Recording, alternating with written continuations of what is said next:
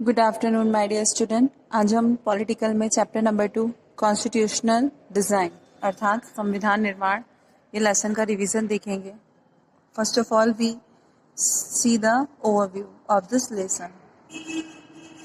We noted in the previous chapter that in a democracy the rulers are not free to do what they like. There are certain basic rules that the citizens and the government have to follow. All such rules together are called constitution. अर्थात कि हमने देखा कि लोकतंत्र में शासक लोग मनमानी करने के लिए आज़ाद नहीं हैं।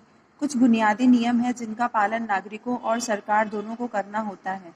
ऐसा सभी नियमों में इसका सम्मिलित रूप ही संविधान कहलाता है। अर्थात संविधान अर्थात कुछ बुनियादी नियम जिनका पालन नागरिकों और सरकार दोनों को ही करना होता है। ऐसे सभी नियमों को का सम्मिलित रूप संविधान कहलाता है। All such rules together are called constitution as the supreme law of the country, जो कि हमारे देश का संविधान में सम्मिलित है।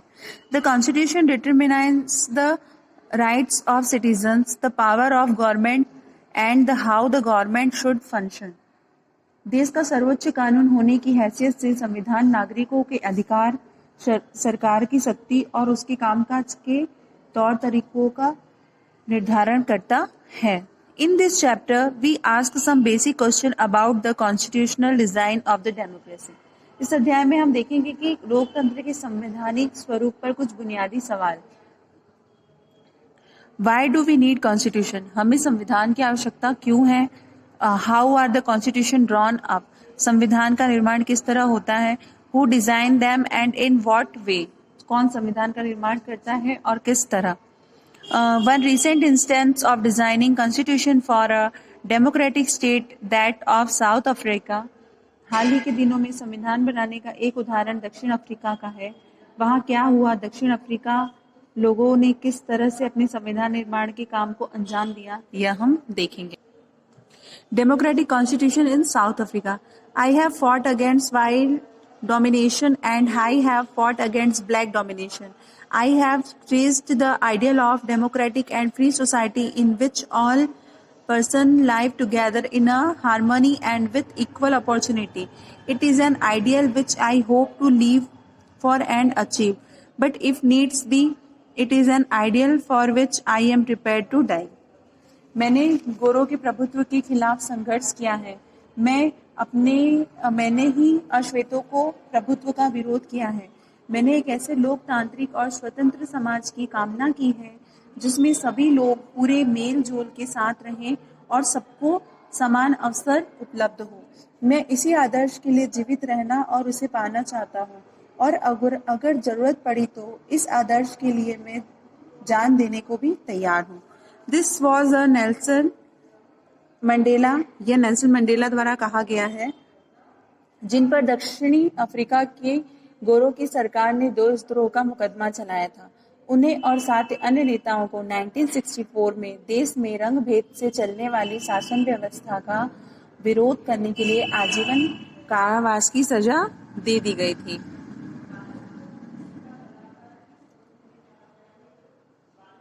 अगले हथियारों और जोर जबरदस्ती से गुलाम बनाया जैसे भारत को, पर भारत से उलट काफी बड़ी संख्या में गोरे लोग दक्षिण अफ्रीका में बस गए और उन्होंने स्थानीय शासन को अपने हाथों में ले लिया। रंग भेद की राजनीति ने लोगों को उनकी चमड़ी के रंग के आधार पर बांट दिया। दक्षिण अफ्रीका के स्थानीय लोगों की चमड़ी का रंग काला होता, आबादी में उन हिस्सा 3/4 है और उन्हें अश्वेत कहा जाता था। श्वेत और अश्वेतों के अलावा वहाँ मिश्रित नस्लों जिन्हें रंगीन चमड़ी वाला भी कहा जाता था, भारत में से गए लोग भी थे। गोरे शासक गोरों के अलावा से सबको छोटा और नीचा मानते थे। इन्हें वोट डालने का अधिकार भी नहीं था। So the next point is struggle against apartheid, अर्थात रंग भेद के खिलाफ संघर्ष। Apartheid was the name of the system of racial discrimination unique to South Africa. रंग भेद नस्लीय भेदभाव पर आधारित उस व्यवस्था का नाम है जो दक्षिण भारत में विशेष तौर पर चलाई गई थी। दक्षिण अफ्रीका पर यह व्यवस्था यूरोप के गोरे लोगों ने लादी थी। 17वीं और 18वीं सदी में व्यापार करने आई यूरोप की कंपनियों ने दक्षिण अफ्रीका को भी उसी रंगभेद की शासकीय नीति में शामिल कर लिया। Since 1950, the black, colored, and Indian fought against the apartheid system. They launched protest march and strike. The African National Congress (ANC) was the umbrella organization that led that struggle against the politic of segregation. अर्थात 1950 से ही अश्वेत रंगीन चमड़ी वाले और भारतीय मूल के लोगों ने रंगभेद प्रणाली के खिलाफ संघर्ष किया। उन्होंने विरोध प्रदर्शन के लिए और हड़तालों को भी आयोजित की। भेदभाव वाली इस शासन प्रणाली का विरोध करने वाले संगठन अफ्रीकी नेशनल कांग्रेस के झंडे तले एकजुटे हुए। इनमें कई मजदूर संगठन और कम्युनिस्ट पार्टी भी शामिल थे। अनेक समझदार और संवेदनशील गोरे लोग भी रंगभेद समाप्त करने और आंदोलन में अफ्रीकी नेशनल कांग्रेस के साथ आए और उन्होंने इस संघर्ष में प्रमुख भूमिका निभाई। अनेक देशों ने रंग भेद की निंदा की और इस व्यवस्था के खिलाफ आवाज उठाई, लेकिन गोरी सरकार ने हजारों अश्वेत और रंगीन चमड़ी वाले लोगों की हत्या कर दमन करते हुए उन्हें अपना शासन जारी रखा। So the next point is towards a new constitution, एक नए संविधान की ओर। As protest and struggle against apartheid had increased, the government realized that they could no longer keep the black under their rule through repressions. रंग भेद के खिलाफ जब संघर्ष और विरोध बढ़ता गया तो सरकार को यह एहसास हो गया कि अब वह जोर जबरदस्ती अश्वेतों पर अपना राज कायम नहीं रख सकती। इसलिए गोरी सरकार ने अपनी नीतियों में बदलाव शुरू कर दिया। भेदभाव वाले कानूनों को वापस ले लिया, राजनीतिक दलों पर लगा प्रतिबंध और मीडिया पर लगी पाबंदियां उठा ले गई। 28 वर्ष तक जेल में कैद रखने के बाद नेल्सन मंडेला को आजाद कर दिया गया। आखिरकार 26 अप्रैल 1994 की मध्य रात्रि को दक्षिण अफ्रीका पर एक नया झंडा लहराया। यह दुनिया का एक नया लोकतांत्रिक देश बन गया। रंग भेद वाली शासन व्यवस्था समाप्त हुई और सभी नस्ल के लोगों की मिलीजुली सरकार के गठन का रास्ता खुल गया। Our next point is why do we need a constitution? अर्थात हमें संविधान की आवश्यकता क्यों है? The South African example is a good way to understand why we need a constitution and what do constitution do. हमें ये संविधान की जरूरत क्यों है, यह संविधान क्या करता है, इस बात को हमने जो दक्षिण अफ्रीका के एक उदाहरण से समझ लिया। इस नए लोकतंत्र में दमन करने वाले और दमन सहने वाले दोनों ही साथ साथ समान हैसियत से रहने की योजना बना रहे थे। दोनों के लिए ही एक दूसरे पर भरोसा कर पाना आसान नहीं था। उनके अंदर अपने अपने किस्म के डर थे। वे अपने हितों की रखवाली भी चाहते थे। बहुसंख्यक अश्वेत इस बात पर चौकस थे कि लोकतंत्र में बहुमत के शासन वाले मूल सिद्धांत से कोई समझौता न हो। उन्हें बहुत सारे सामाजिक और आर्थिक अधिकार चाहिए थे। अल्पसंख्यक गोरों को अपनी संपत्ति और अपने विशेषाधिकारों की चिंता थी। संविधान रचना से दक्षिण भारत की ही खासियत नहीं है। हर देश में अलग अलग समूहों के लोग रहते हैं। संभव है कि उनके रिश्ते दक्षिण अफ्रीका के गोरे और काले जितने कटुतापूर्ण नहीं होंगे, पर दुनिया भर में लोगों के बीच विचारों और हितों में फर्क है। लोकतांत्रिक शासन प्रणाली हो या न हो, पर दुनिया के सभी देशों को ऐसे बुनियादी नियमों की जरूरत होती है। यह बात सिर्फ सरकारों पर ही लागू नहीं होती। हर संगठन के कायदे कानून होते हैं जिसे संविधान कहलाता है। इस तरह सभी को संविधान का हक होना चाहिए।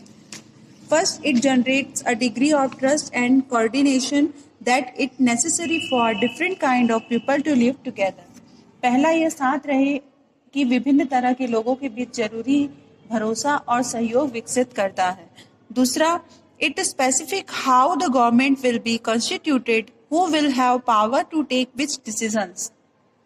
दूसरा, यह स्पष्ट करता है कि सरकार का गठन कैसे होगा और किसे फैसले लेने का अधिकार है।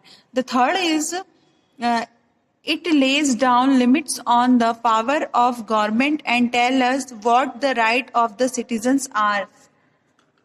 यह सरकार के अधिकारों की सीमा तय करता है और हमें बताता है कि नागरिकों के क्या अधिकार होते हैं। The fourth one is it expresses the aspiration of the people about creating a good society. यह अच्छे समाज के गठन के लिए लोगों की आकांक्षाओं को व्यक्त करता है। So this is the point we know that how constitution is important for all of us. So our next point is making of the Indian Constitution. भारतीय संविधान का निर्माण किस तरह हुआ? Like South Africa, India's constitution was also drawn up under very difficult circumstances. दक्षिण Africa की तरह ही भारत का संविधान भी बहुत ही कठिनाई परिस्थितियों के बीच बना है।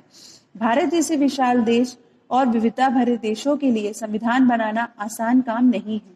भारत के लोग जब तब तक गुलाम की हैसियत से निकलकर नागरिक की हैसियत पाने जा रहे थे, देश ने धर्म के आधार पर हुए बंटवारे की विभीषिका झेली है।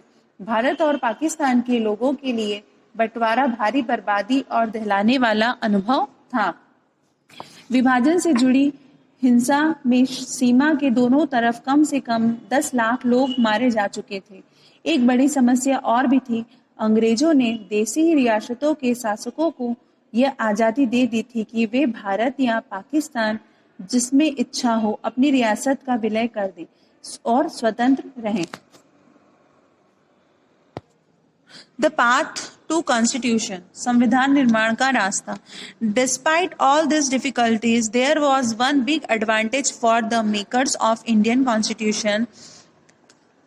सारी मुश्किलों के बावजूद भारतीय संविधान निर्माताओं को एक बड़ा लाभ यह था कि दक्षिण अफ्रीका में जिस संविधान निर्माण के दौर में ही सारी बातों पर सहमति बनानी पड़ी थी, वैसी स्थिति उस समय भारत में नहीं थी।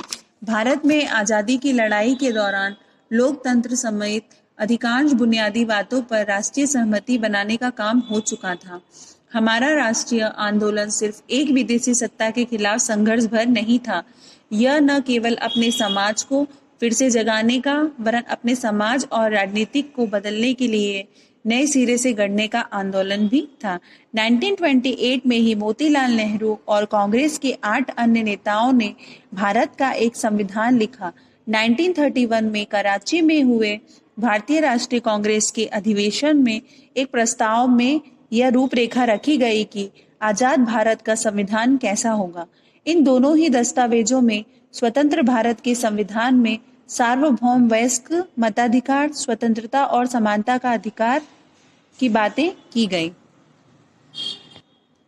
Our next point is guiding values of Indian Constitution. भारतीय संविधान के बुनियादी मूल्य। The dream and the promise, जो मतलब संविधान में क्या क्या लोगों को प्रॉमिस किए गए थे या उनके हक की रक्षा किस तरह की जाएगी, उससे पूरे लोकतंत्र में क्या उन्हें अधिकार प्राप्त होंगे, इसका निर्माण किया गया था। Some of you may have noticed a name missing from a sketch of the makers of the Constitution, Mahatma Gandhi. He was not a member of Constitution Assembly. Yet there were many members who followed his vision years ago. Writing his magazine Young India in 1931, he had spelled out what he wanted the Constitution to do. अर्थात कि 1931 में महात्मा गांधी के ऊपर छपी एक magazine आई और constitution जब बन रहा था तो उसमें उनका हिस्सा नहीं था, लेकिन उसमें जो मैगजीन छपी उनमें महात्मा गांधी के मतलब मत आए कि वो अपने संविधान को किस तरह से बनाना चाहते थे। So here our lesson number 2 is completed. अब आपको इस लेसन में जो भी तकलीफ आती है या कोई प्रॉब्लम आती है तो आप उसे रीड करिए एंड मुझसे आप क्वेश्चन पूछ सकते हैं। बाकी जो इसके सारे पॉइंट्स थे हमने डिस्कस कर लिए हैं। अब आप इसकी जो एक्सरसाइज है जो आपकी नोटबुक में लिखी हुई है, आप उसे 1 या 2 दिन में उसे लर्न करके कंप्लीट कर लीजिए। Thank you.